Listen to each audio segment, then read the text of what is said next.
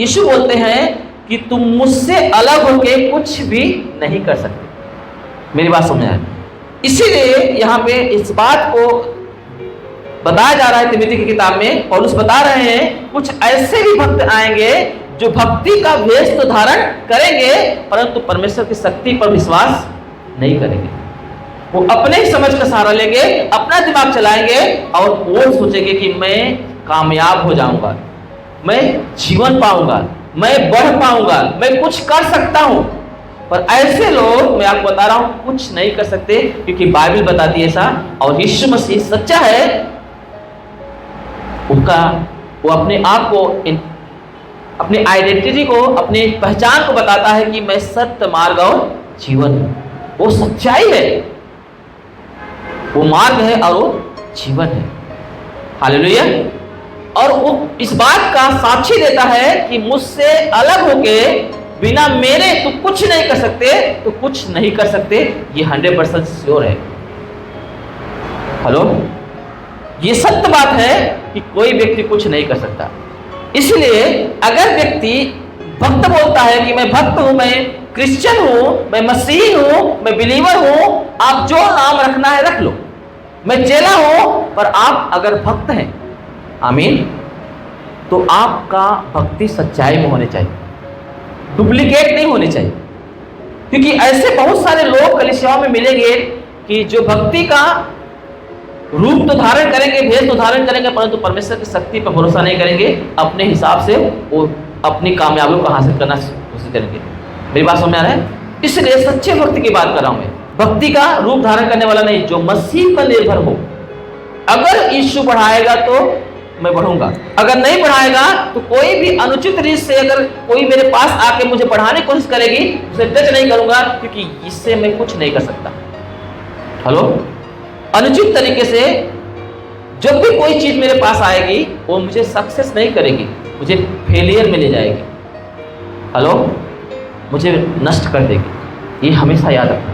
अगर आपको सफलता प्राप्त करना है, आपको जीवन प्राप्त करना है, मसीह में अनमोल मृत्यु प्राप्त करना है, तो आपका जीवन सच्चाई का जीवन होना चाहिए और भक्ति का जीवन होना चाहिए। और जब आप सच्चाई का जीवन धारण करेंगे, भक्ति का जीवन धारण करेंगे, तो पवित्र आत्मा आपके जीवन में, आमीन, कार्य करेगा। आप पवित्र आत्मा से परिपूर्ण व्यक्ति बनेंगे और आप परमेश्वर के आराधक बनेंगे। और ऐसा व्यक्ति जो पवित्र आत्मा से परिपूर्ण है, जो एक सच्चा भक्त है, जो परमेश्वर के ऊपर निर्भर रहता है, ऐसे व्यक्ति की मृत्यु जो है परमेश्वर की दृष्टि में अनमोल ठहरती है। आमीन। कैसे ठहरती है?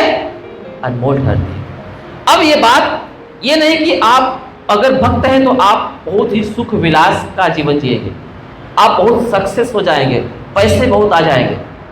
हेलो, ये सक्सेस की बात, ये भक्ति की बात नहीं होती। आप भक्त हैं तो बहुत ब्लेसिंग पाएंगे। आज बहुत सारे चर्चों में, आप ऑनलाइन चर्च देखते हो, बहुत सारे भीड़ आती हैं जहाँ पे हमेशा ग्रोथ के बारे में, धन के बारे में सिखाया जाता है। धन प्राप्ति, वीजा मिल जाए, गाड़ी मिल जाए, बंगला मिल जाए ना, दुनिया भर के सिखाते रहते हैं। मुझे बताओ, परमेश्वर के चेलों के पास कितनी प्रॉपर्टी थी, कितने धन थे? क्या उन्हें जरूरत नहीं थी ग्रोथ करने की, बढ़ने की? हेलो, वो चाहते थे, प्रभु जो तू देगा वही मुझे मिल पाएगा। आमीन। क्योंकि बिना तेरे मैं कुछ पा ही नहीं सकता। जब तू देगा, जो राइट वे के होगा, जो सही तरीके से होगा, मैं आपको बताऊं, वही वो जानते थे कि वही मुझे मिल पाएगा। बाकी एक मोह माया है, कुछ पल के लिए है, हो जाएगा। हेलो, ये बात उन्हें पता था। इससे पहले कि वो ये बात को जानते, इससे पहले उनका लाइफ में बहुत सारे उतार चढ़ाव देखते हैं। जब वो सच्ची भक्ति का जो स्वभाव था उनके अंदर जब तक आया नहीं, पवित्र आत्मा उनके जीवन में नहीं आया, तब तक वो उसी विचारधारा में थे कि उन्हें क्या करना है, ग्रोथ करना है संसारिक तरीके से।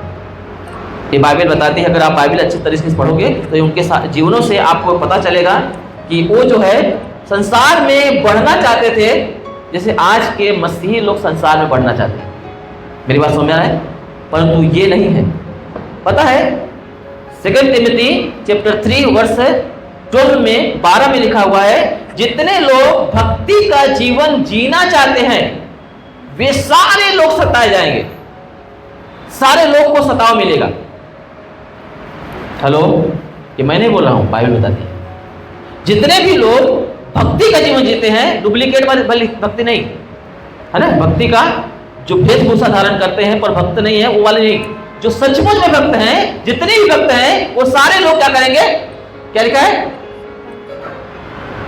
सताए जाएंगे, है ना, ये लिखा है ना।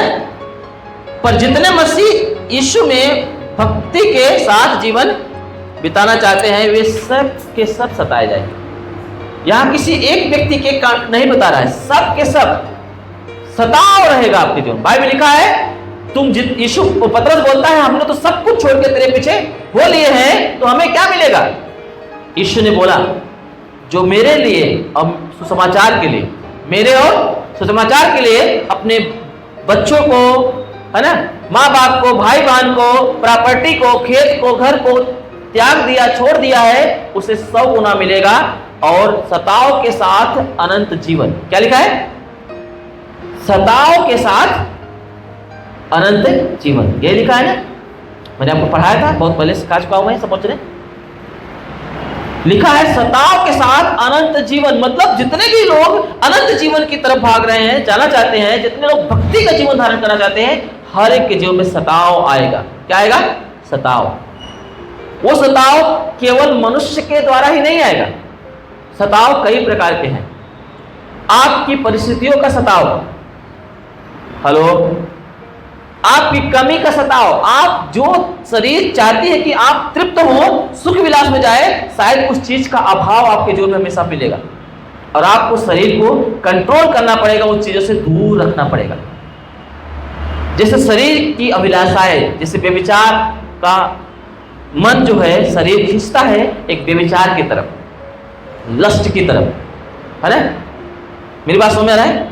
उससे आपको उससे दूर होना है क्योंकि वो आपको नहीं मिलेगा, ठीक है, उससे दूर होना। शरीर के इच्छा को पूरा करने के लिए प्रभु ने कुछ रूल्स दिए हैं, उस रूल के अकॉर्डिंग नहीं है तो आपको उस चीज को सहना पड़ेगा, आपको बर्दाश्त करना पड़ेगा, आपको कंट्रोल करना पड़ेगा। हेलो, उन सारी एक्टिविटी को मारना पड़ेगा। जैसे पौलुस बोलते हैं मैं अपने शरीर को मारता कूटता हूँ, अपने वश में करता हूँ, कहीं ऐसा ना हो कि मैं प्रचार करके मैं खुद जो है दोषी न ठहर जाऊं। मैं दूसरे को तो सिखा रहा हूँ पर मैं ही न गिर जाऊं करके, इसलिए मैं अपने शरीर को, अपने आप को मारता कूटता हूँ और मैं वश में करता हूँ कि मैं कहीं लस्ट में ना आ जाऊं। हेलो, ऐसी बहुत सी एक्टिविटी है जिसके द्वारा आपको सताव मिलेगा, आपको सहना पड़ेगा, आपको दर्द सहना पड़ेगा, आपको बर्दाश्त करना पड़ेगा, आपको इंतजार करना पड़ेगा। बाइबल लिखा है धीरज को पूरा काम करने दो। आमीन। क्या करने दो, धीरज को पूरा काम करने दो ताकि तुम सिद्ध और परिपूर्ण हो जाओ। उसके बाद लिखा है ताकि तुम्हारे जीवन में कोई भी कमी घटी न पाई जाए। हेलो, मेरी बात समझ रहा है। तो ये जो है भक्त का जीवन होता है। बहुत ध्यान से सुनना क्योंकि मैं बहुत इंपॉर्टेंट सब्जेक्ट को लेके आया हूं।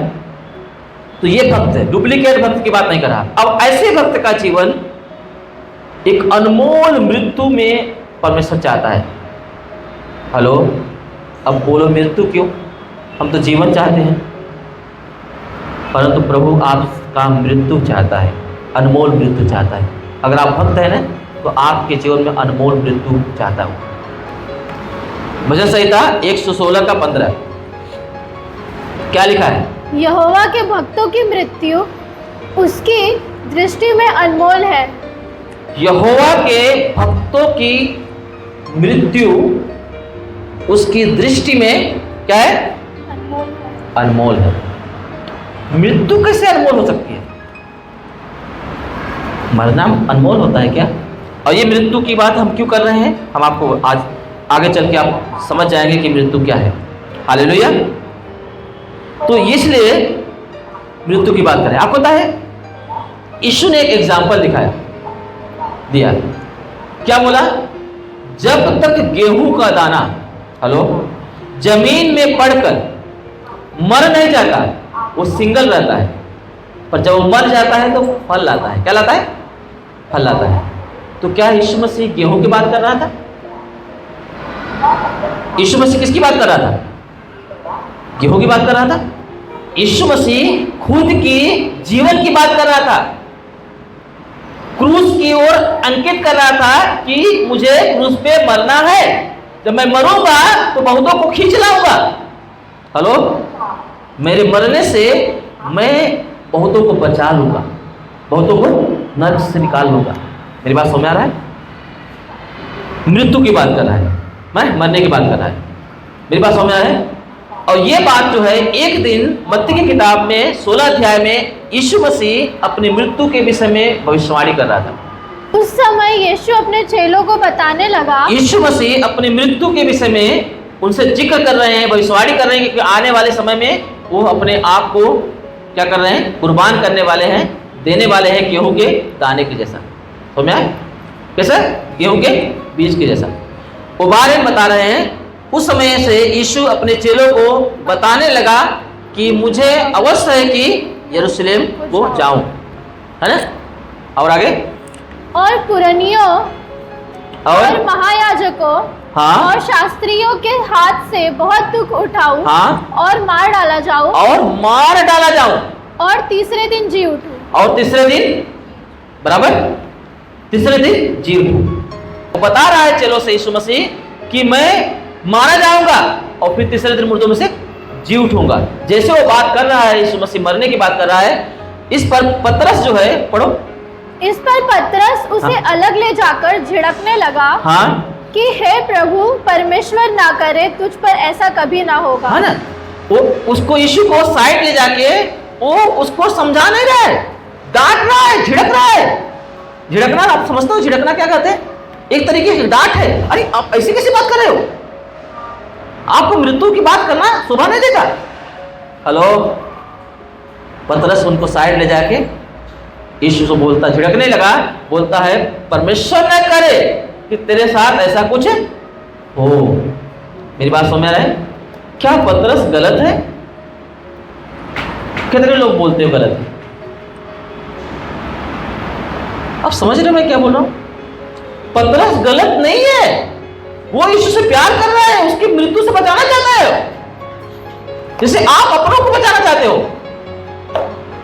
परंतु वो भूल गया कि यीशु मसीह कोई मामले नहीं, वो भक्त है। हेलो, हेलो, यीशु मसीह कौन है? परमेश्वर का प्रेमी है। मेरी बात समझ में आ रहा है? परमेश्वर का प्रेमी है वो। और परमेश्वर के प्रेमी लोग, जो प्रेमी हैं, उनकी मृत्यु यहोवा की दृष्टि में अनमोल ठहरना चाहिए। कैसे ठहरना चाहिए? अनमोल ठहरना चाहिए। वो भूल गया है बात। यीशु मसीह संसारिक नहीं है। हेलो, वो आत्मिक है, वो एक भक्ति वाला व्यक्ति है जो हमेशा परमेश्वर की से प्रार्थना करता था। यीशु मसीह बोलता, मैं वही काम करता हूं जो पिता मुझे करने को बोलते हैं। जैसे हम प्रभु के भक्त हैं और हम परमेश्वर को पिता बोलते हैं। आमीन। मेरी बात समझ आए? यीशु मसीह हमेशा पिता से बातें करते थे और वही काम करते थे जो पिता उसे करने को कहते थे। ये यीशु ने इस बात का साक्ष्य दिया है, वचन दिया। मेरी बात समझ में आ रही है? अब वो है भक्त लोग की जो मृत्यु है परमेश्वर की दृष्टि में अनमोल होनी चाहिए, और यीशु मसीह की जो मृत्यु है वो अनमोल मृत्यु है। आमीन। जो चर्चा कर रहा है मृत्यु का, वो कोई मामूली मृत्यु नहीं है, वो अनमोल मृत्यु है। कितने आत्माओं को बचाएगा वो मृत्यु। हालेलुया। अनमोल मृत्यु का मतलब समझते हो? जिसके मरने से कई गुना बढ़े। आमीन। गेहूं का दाना जब जमीन में पड़ के मर जाता है तो बहुत सारा फल आता है। जिसकी मृत्यु लोगों के लिए आदर्श ठहरे। क्या ठहरे? आदर्श ठहरे। यीशु की मृत्यु लोगों के लिए, हमारे लिए आदर्श है। आपको समझ में आ रहा है? यीशु की मृत्यु से आज संसार बचा हुआ है। आमीन। वो निकल पा रहा है। ये अनमोल मृत्यु है, जिस मृत्यु में परमेश्वर के लोगों का छुटकारा हो, उद्धार हो, वो मृत्यु अनमोल ठहरती है। आमीन। इसीलिए बाइबल में लिखा है, मैं दुष्ट के मरने से तनिक भी प्रसन्न नहीं होता, क्योंकि उनकी मृत्यु अनमोल नहीं है। हेलो, दुष्ट के मरने से मैं तनिक भी प्रसन्न नहीं होता, परंतु अगर दुष्ट मन फिराए, अपने गुनाहों से तौबा करे और उसमें से निकल आए, हेलो, तो वो अपने प्राण को बचाएगा। मैं इससे प्रसन्न होता हूं। मैं चाहता हूं कि एक दुष्ट व्यक्ति मन फिराए। आमीन। मेरी बात समझ में आ रहा है? इसका मतलब है वो उन व्यक्तियों की मृत्यु से प्रसन्न नहीं होता जो दुष्टता का काम करते हैं, जो भक्ति का वेश धारण करते हैं पर भक्ति का जीवन जीते नहीं है, जो परमेश्वर के शक्ति पर भरोसा नहीं करते, अपने दिमाग को, अपनी बुद्धि को इस्तेमाल करते हैं, संसार तरीके से सोचते हैं। आप पता है, पतरस सही था। जैसे आपकी कलीसिया के लोग, बहुत सारे लोग हैं जो सही हैं, परंतु परमेश्वर की नजर में गलत है। वो अपने परिवार की नजर में सही हो सकते हैं, वो समाज की नजर में सही हो सकते हैं, वो संसार की नजर में सही हो सकते हैं, परंतु परमेश्वर की दृष्टि में गलत है, रॉन्ग है। जो व्यक्ति है ना पतरस के जैसा जीवन जीता है, भक्ति का वेश धारण करता है, वो अपने परिवार की नजर में शायद सही होगा। हेलो, शायद वो समाज की नजर में सही होगा, क्योंकि वो ग्रोथ कर रहा है, बढ़ रहा है, परिवार का बढ़ोतरी कर रहा है, हेलो, समाज का काम कर रहा है, परंतु परमेश्वर की दृष्टि में शायद वो अनमोल नहीं है। क्यों? क्योंकि पतरस भी अच्छा इंसान था, परंतु पतरस के अंदर एक ही कमी थी, क्योंकि वो संसार के तौर तरीके के हिसाब से बढ़ना चाहता है, संसार की जैसे बातें करना चाहता है। जो संसार में मनुष्य पाए जाते हैं, वो मनुष्य के समान वो बातें कर रहा है। वो परमेश्वर के भक्त के जैसा बातें नहीं कर रहा है। हालेलुया। समझ आ रहा है ना? समझ आ रहा नहीं है? इसलिए यीशु मसीह कुछ उसको बोलते हैं। पढ़ो आगे क्या लिखा है। उसने फिर कर पतरस से कहा, यीशु ने पतरस को जवाब देता है, हे शैतान, मेरे सामने से दूर हो। क्या बोला? हे शैतान, मेरे सामने से दूर हो। अरे बाबा, वो तो अच्छा बात कर रहा है ना, तो शैतान कैसा हो गया? वो तो यीशु मसीह को मृत्यु से बचाना चाहता है, बचने की बात कर रहा है, और शैतान हो सकता है? हेलो, क्योंकि जितने भी धरती पे मनुष्य हैं जो भक्त नहीं है, जिसका उद्धार नहीं हुआ है, जिसका उद्धार नहीं हुआ है, मेरी बात समझ में आ रहा है? वो व्यक्ति शैतान के कार्यों को पूरा कर रहा है। बाइबल में लिखा है, जो झूठ बोलता है वो शैतान का बच्चा है, क्योंकि शैतान आरंभ से झूठ बोलता आया है, क्योंकि वो झूठ का पिता है, डैडी है। और जो कोई झूठ बोलता है वो शैतान का बच्चा है। जो संसार जो होता है ना, वो शैतान की एक्टिविटी को पूरा कर रहा है, उसकी इच्छा को पूरा कर रहा है, लालच, नफरत का ना, हेलो, झूठ है। समझ में? अपना दिमाग चलाना है, ये सारा चीजें जो है शैतान की एक्टिविटी है, उसका वायरस है, और हर एक इंसान उससे प्रभावित है। मेरी बात समझ में आए? इसीलिए उस चपेट में कौन आ गया? पतरस आ गया। और पतरस को यीशु मसीह बोलता है, शैतान, मेरे नजरों से दूर हो, मेरे सामने से दूर हो, तू मेरे लिए ठोकर का कारण है, क्योंकि तू मुझे मरने से रोक रहा है। हेलो, तू मुझे, मैं भक्त हूं, मेरी मृत्यु परमेश्वर की नजर में अनमोल होना चाहिए, और तुम मुझे उससे बचा रहा है, उससे दूर कर रहा है। हेलो, उससे अलग कर रहा है। तो मेरे लिए क्या है? ठोकर का कारण है।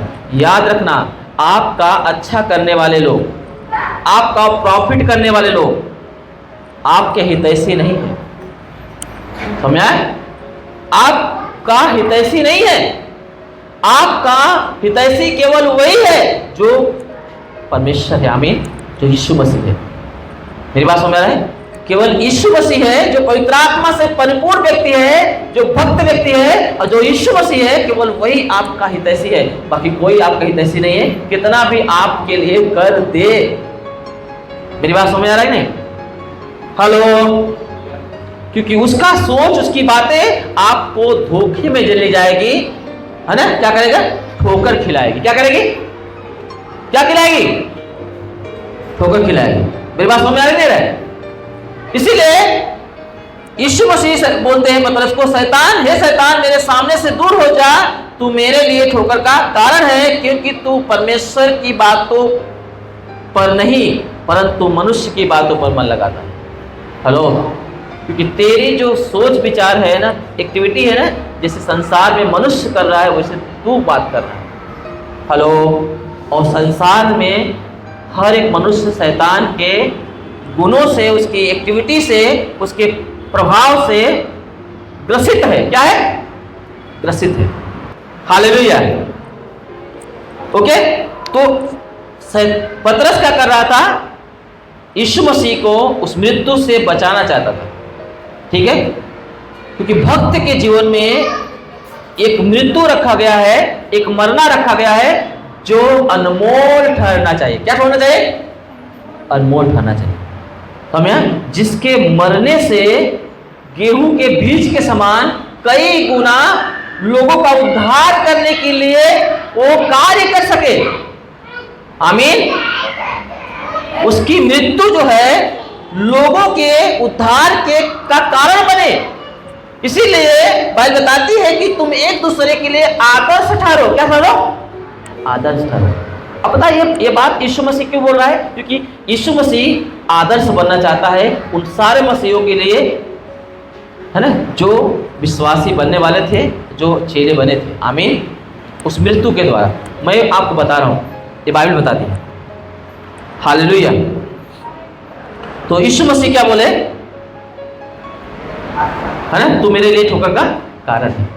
आज किसी के जीवन में अगर ऐसी थॉट है, वो भक्ति का जीवन तो जी रहा है पर वो भक्ति सच्ची वाली नहीं है, वो सच्ची भक्ति नहीं है, वो डुप्लीकेट भक्ति है, वो भेष धारण करने वाला, है ना, भेष बदलने वाला एक भक्ति है। ऐसी भक्ति एक व्यक्ति को परमेश्वर से अलग करती है, जीवन की ओर नहीं ले जाती। ठीक है, बाइबल ईश्वर ने क्या बोला, जो अपना प्राण बचाना चाहेगा उसे वो खो देगा। क्या बोला, जो अपना प्राण बचाना चाहेगा वो उसे खो देगा, और जो कोई मेरे कारण अपना प्राण खोएगा वो उससे बचा पाएगा। आमीन। मतलब प्राण खोने की बात कर रहा है। हेलो, मृत्यु की बात कर रहा है ना, प्राण देने की बात कर रहा है। याद रखना, एक मसीह का जीवन हमेशा कुर्बानी का जीवन होना चाहिए, बलिदान का जीवन होना चाहिए, त्याग का जीवन होना चाहिए, खोने की हिम्मत रखने वाला जीवन होना चाहिए। हेलो, अगर आप छोड़ने की हिम्मत नहीं रखते, आपका भक्ति सच्ची भक्ति नहीं है। संसार की बातें अगर आपको खोने की बात आती है और आपका हाथ से नहीं जाना चाहती है, याद रखना आप कहीं न कहीं पतरस के जैसा काम कर रहे हैं। वो शैतान के कब्जे में आ चुके हैं, उसकी एक्टिविटी में, उसके गुणों से आप ग्रसित हो चुके हैं, और आप ऐसी हालत में स्वर्ग में नहीं जा पाएंगे, क्योंकि शैतान की एक्टिविटी जो मनुष्य के अंदर है उसे वो शैतान के जगह पे जहाँ नरक है वो खींच के ले जाएगी। बाइबल में बताती है, मत्ती किताब में लिखा है, तुम भी शैतान के जैसा काम करके उसके जगह पे जा रहे हो। हालेलुया। मेरी बात समझ में आ रहा है? ये बहुत इंपॉर्टेंट है जो मैं बता रहा हूँ। इसलिए आपका त्याग, आपका बलिदान होना बहुत जरूरी है। एक भक्त व्यक्ति, एक मसीही व्यक्ति, एक सच्चा इंसान जो परमेश्वर का उद्धार पाया व्यक्ति है, वो गेहूं के बीज के समान मरने की कोशिश करेगा ताकि मैं बढ़ूं, ताकि मैं बहुतों का उद्धार कराऊं। आमीन। मेरी बात समझ में आ रहा है? ये बात यीशु ने बोला। चलो वचन निकालो, पहला यूहन्ना की किताब 3 अध्याय 16 वचन। 1 जॉन चैप्टर 3 वर्स 16। हमने प्रेम इसी से जाना, हमने प्रेम इसी से जाना कि उसने हमारे लिए अपने प्राण दिए, कि उसने हमारे लिए अपने प्राण दे दिए। हमने यीशु का प्रेम इसी से जाना कि उसने हमारे लिए अपने प्राण दे दिए। हेलो, और आगे क्या लिखा है? और हमें भी भाइयों के लिए प्राण देना चाहिए। हमें भी उसके जैसा भाइयों के लिए क्या करना चाहिए? प्राण देना चाहिए। प्राण देना चाहिए, लिखा है ना। इसका मतलब है यीशु मसीह हम सब मसीहों के लिए एक आदर्श है ना। एक एग्जाम्पल है, एक पद चिन्ह है जो कि पहला फर्स्ट पीटर में लिखा हुआ है, पहला पत्र दूसरा अध्याय में ये बात लिखा हुआ है। यीशु मसीह के पद चिन्ह पे हमें चलना है करके लिखा है, और वो हमारा आदर्श है। जैसे यीशु मसीह हमारे उद्धार के लिए अपने प्राण को दे दिया क्योंकि वो हमसे प्रेम करता है, उसे हम भी अगर परमेश्वर से की बातों को मानते हैं तो हम लोगों से प्रेम करेंगे। बाइबल लिखा है, पहला यूहन्ना 4:20 में लिखा है, जो ये कहता है कि मैं परमेश्वर से प्रेम करता हूं और वो अपने भाई से नफरत करे, भाई मतलब लोग हैं जो समाज इंसान है, उससे नफरत करे तो वो झूठा है, क्योंकि जिसे तुम देखते हो उसे प्रेम नहीं कर सकते, तो जिसे तुम देखते नहीं उससे कैसे प्रेम करोगे? आमीन। मेरी बात समझ आए? अगर हम को प्रभु बोलता है कि तुम हम सबसे प्रेम करें, इसीलिए यीशु ने बोला तुम दुश्मन से भी प्रेम करो, शत्रु से भी प्रेम करो। इसका मतलब है परमेश्वर चाहता है कि हम लोगों से प्रेम करें। अगर हम प्रेम करते हैं तो उनके उद्धार के लिए, जैसे परमेश्वर हमसे प्रेम किया, यीशु ने हमसे प्रेम किया और हमारे उद्धार के लिए अपने प्राण को दे दिया, ऐसे हम भी उन्हें मसीह में आने के लिए, उद्धार पाने के लिए अपने प्राण तक देने के लिए तैयार हो जाए। हालेलुया। ये आदर्श है। ऐसे नहीं बहुत सारे मसीही कुर्बान हुए, मैं आपको बता रहा हूं। हालेलुया। ऐसे लोगों यीशु की मृत्यु परमेश्वर के नजर में अनमोल ठहरी। हालेलुया। आज वो चाहता है कि हमारी मृत्यु भी परमेश्वर की नजरों में क्या हो? अनमोल ठहरे। आमीन। अनमोल ठहरे मतलब व्यर्थ में मर जाना है, पाप करके मर जाना, परमेश्वर के राह पर भटक के मर जाना। आपके मरने से अगर प्रॉफिट नहीं होता है, आत्मा बचाया नहीं जाता, आप आदर्श नहीं बनते हो, तो आपका मरना व्यर्थ है। क्या है? व्यर्थ है। आप फंसे हुए हो। अभी जब आप मरते हो ना, तो आपकी मृत्यु के कारण कई लोगों का उद्धार होना चाहिए कि वो व्यक्ति हमारे लिए आदर्श है, हमें भी उसके पद में चलना है। पौलुस बोलते हैं मैं मसीह की चाल चलता हूं, तुम भी मेरे से चाल चलो। आमीन। मैं मसीह की चाल चलता हूं, मैं मसीह के पद चिन्हों पे चलता हूं, तुम भी मेरे पद चिन्हों पे चलो, क्योंकि वही स्टेप चलना है हमको। दूसरा स्टेप नहीं चल सकते, हम वही स्टेप पे चल सकते हैं। वो हमारे लिए आदर्श है, वो हमारे लिए पद चिन्ह है। आमीन। अब यहां पे बहुत सारे लोग प्रेम करने का दावा करते हैं और मरने से बचाते हैं। हेलो, मरने से बचाते हैं। कौन सा मरने से बचाते हैं पता है? आत्मिक काम में मरने से बचाते हैं। हेलो, खुद तो मरते नहीं, कोई मर रहा है तो उसको बोलते हैं अरे कोई नहीं कर रहा तो क्यों कर रहा है बाबा, अकेला मर रहा है। पतरस के जैसा लोग आते हैं मेरे पास तो उनकी बात नहीं मानना है। जैसे यीशु मसीह के पास पतरस गया, वो विचार को लेके जो संसारिक विचार है, यीशु मसीह ने तुरंत उसको साइड किया, दूर हो जा मेरे नजरों से, है ना, मेरे पास से बाहर जा, है ना। ऐसे हमें भी ऐसे लोगों को संगति नहीं करना है, बाहर भेजना है। हालेलुया। पता है सेकंड तिमोथी 3:5 में पूरा क्या लिखा है? बोलता है वो भक्ति का भेष धारण करेंगे परंतु उसकी शक्ति को नहीं मानेंगे, ऐसे से परे रहो। क्या लिखा है? ऐसे से परे रहो, मतलब ऐसे लोगों से दूर चले जाओ, उनके नजदीक भी मत बैठो। ऐसा विचार, ऐसी बुद्धि देने वाले व्यक्ति को दूर करो या तो तुम दूर हो जाओ। जैसे यीशु ने क्या बोला पतरस को? शैतान मेरे नजरों से यानी मेरे पास से दूर चला जा। मेरी बात समझ में आ रहा है आप लोगों को? ऐसे लोगों से दूर रहो जो ऐसे सलाह देते हैं, ऐसी बातें करते हैं, ऐसे लोगों से तुम दूर रहो। अगर तुम खुद करते हो तो तुम तो फंसे हो, अगर नहीं करते हो, अगर ऐसा कोई करता उससे दूर हो जाओ, है ना। जो आपको मसीह के काम करने से रोकता हो, क्योंकि खुद को पता है, जब भी मैं कभी कलीसिया के लिए डोनेशन की बात करता हूँ, कुछ सामान की बात करता हूँ ना, तो कुछ ऐसे भी चर्च में लोग हैं जो कम से कम देना चाहते हैं और वो चाहते हैं कि ना कि मैं ऐसा कुछ करूँ ना कि मुझे कम निकालना पड़े पैसा, तो उसकी वजह से और लोग भी कम निकालते हैं। ऐसा वो बात करेंगे ना, निगेटिव बातें करेंगे कि लोगों का मन टूट जाएगा। उनको प्रोत्साहित करने के बजाय, ज़्यादा करने के बजाय वो कम से कम करते ताकि वो भी इंसान कम करे।